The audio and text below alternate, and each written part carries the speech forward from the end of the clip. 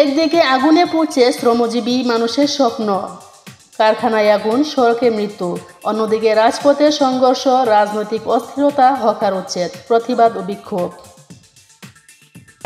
আজকে প্রধান উপদেষ্টা ডক্টর ইউনূস প্রধান উপদেষ্টার বাইরে তার সর্বোচ্চ পরিচয় তিনি একজন শিক্ষক, তিনি একজন প্রফেসর। আমরা একজন শিক্ষকের কাছে এবং আমাদের প্রধান উপদেষ্টার কাছে আমরা আসছি। আমাদের দেয়ালে পিঠ ঠেকে গেছে, আমাদেরকে ইউজিসি মন্ত্রণালয় সবাই আমাদেরকে মূলা ধরাই দিয়ে দেওয়া হয়েছে। আজকে 20 বছর পর্যন্ত জগন্নাথের আন্দোলন চলছে, এখনো পর্যন্ত মূলা ছাড়া আমরা কিছু পাই নাই।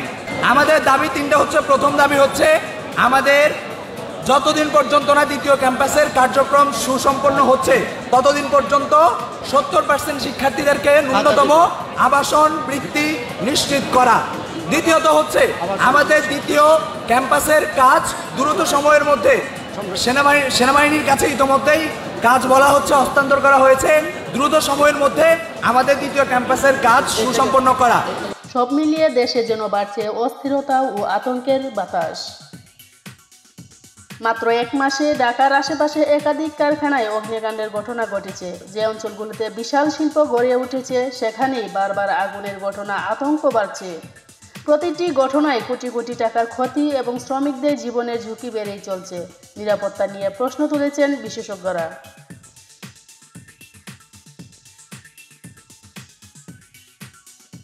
দুদিন পর পর মিছিল, উত্তাল রাজপথ, সরকার বহিষ্কারের দাবিতে টানা আন্দোলন।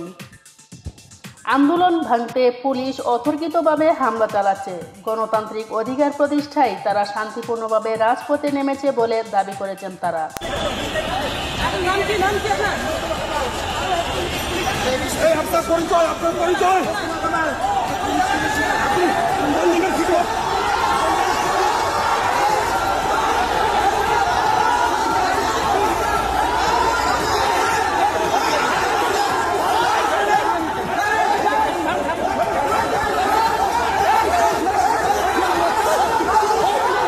অপরদিকে পুলিশ বলছে আইন শৃঙ্খলা রক্ষা করতে বাধ্য হয়েই তারা পরিস্থিতি নিয়ন্ত্রণে আনছে।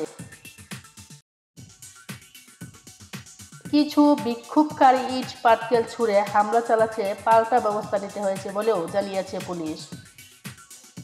সংঘর্ষে উভয় পক্ষেরই বেশ কয়েকজন আহত হয়েছে।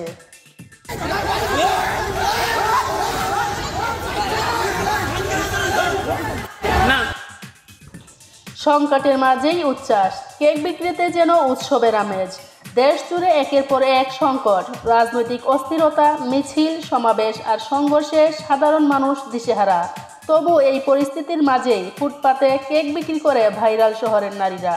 নিজ হাতে তৈরি কেক বিক্রি করে তারা এখন সোশ্যাল মিডিয়ায় ভাইরাল।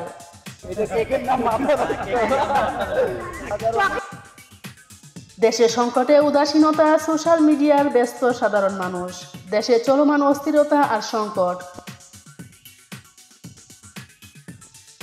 তবু সামাজিক যোগাযোগের মাধ্যমে মানুষের ব্যস্ততা কমছে না।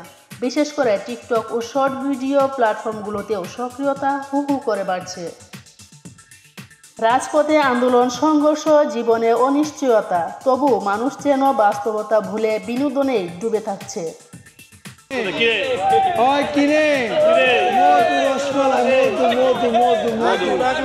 ফুটপাত, মার্কেট কিংবা গণপরিবহনে সর্বত্রই দেখা যায় ভিডিও বানানো মানুষের ভিড়। এতে বিভিন্ন শ্রেণী পেশারা মানুষ যেমন আছেন, ঠিক তেমনি প্রতিবন্ধী ব্যক্তিরাও অংশ নিচ্ছেন এই প্রবণতায়।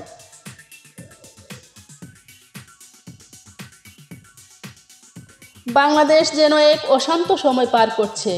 দেশ জুড়ে একের পর এক ভয়াবহ দুর্ঘটনা, আগুন, বিস্ফোরণ, সড়ক দুর্ঘটনা, বিমান বিপর্যয়। প্রতিদিন নতুন এক দুর্ঘটনা, নতুন এক দুঃসংবাদ।